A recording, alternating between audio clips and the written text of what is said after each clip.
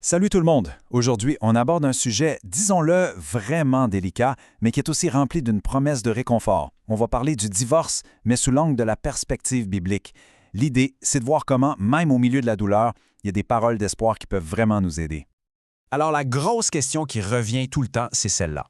Quand un mariage se termine, est-ce que c'est la fin de tout? Est-ce que ça veut dire que le parcours spirituel s'arrête là? C'est vraiment ça qu'on va creuser ensemble. OK, première chose.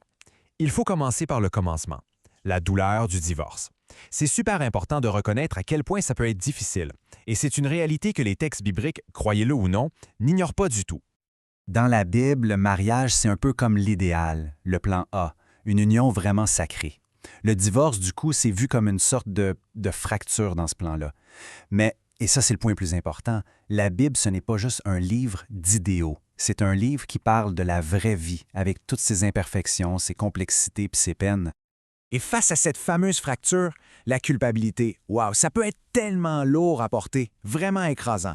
Mais c'est là que ça devient super intéressant. Le récit biblique, il ne nous laisse pas juste avec la culpabilité. Il propose une autre porte de sortie, la consolation. C'est un changement de cap complet qui est essentiel pour comprendre tout le reste.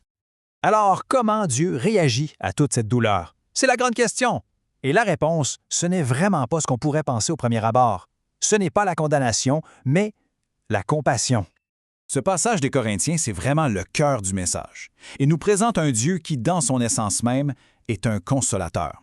L'idée derrière ça, elle est tellement forte. Ça veut dire que même qu'un mariage échoue, la porte reste grande ouverte pour la guérison, pour l'amour divin. C'est pas une porte qui se ferme? Bon, c'est bien beau tout ça, mais concrètement, où est-ce qu'on trouve cette espérance? Eh bien, la Bible, c'est plein de passages qui sont comme des antres, des phares dans la nuit pour ceux et celles qui traversent cette grosse tempête. Le Psaume 34, c'est un classique, mais pour une bonne raison. Ce qu'il dit, c'est pas que la douleur va disparaître par magie, non. Au contraire, il dit que Dieu est là, justement là, tout près, quand on a le cœur en miettes. Et que dire de ce passage d'Ésaïe, c'est comme un baume direct sur la peur et l'anxiété qui viennent presque toujours avec une séparation. C'est une promesse toute simple, mais tellement forte. Je suis avec toi. C'est personnel, c'est constant. J'aime beaucoup cette image du refuge. Nahum nous rappelle que quand tout s'écroule, il y a un endroit sûr, un abri. Et ce qui est encore plus beau, c'est que dans cet abri, on n'est pas un numéro, on est connu, on est compris. Ici, on touche à un point super important, la fidélité. Pensez-y, les promesses humaines, parfois, elles se brisent. Ça arrive. Mais ce verset nous dit qu'il y a une promesse qui, elle, ne se brise jamais. C'est une ancre solide quand tout le reste bouge. Et on termine cette série avec une autre bombe des psaumes. C'est pas juste un appel d'urgence qu'on peut faire de temps en temps, non. C'est un secours qui est là tout le temps, qui ne manque jamais. C'est quand même pas rien. Bon, toutes ces promesses, c'est super réconfortant.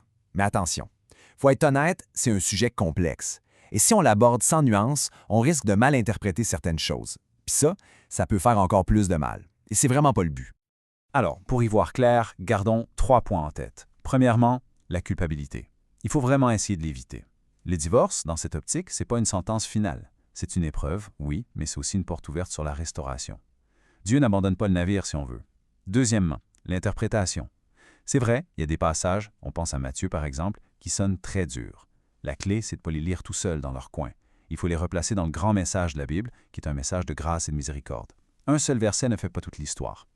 Et troisièmement, la communauté. C'est fondamental. L'Église, ça devrait être un hôpital pour les cœurs brisés, un endroit où on est accueilli, consolé, soutenu, pas un tribunal où on se fait juger.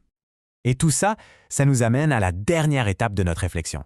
On va maintenant regarder vers l'avant, vers ce qui est possible. Un tout nouveau départ. Au final, s'il y a une chose à retenir, c'est ça. L'échec d'un mariage, l'échec d'une relation humaine, ce n'est pas la fin de la relation avec Dieu.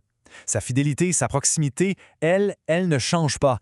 C'est une constante, peu importe ce qui arrive dans nos vies. Alors, on va se laisser avec cette question pour réfléchir. Et si, au-delà de toute la peine, cette épreuve était finalement une occasion? Une occasion qu'on n'attendait pas.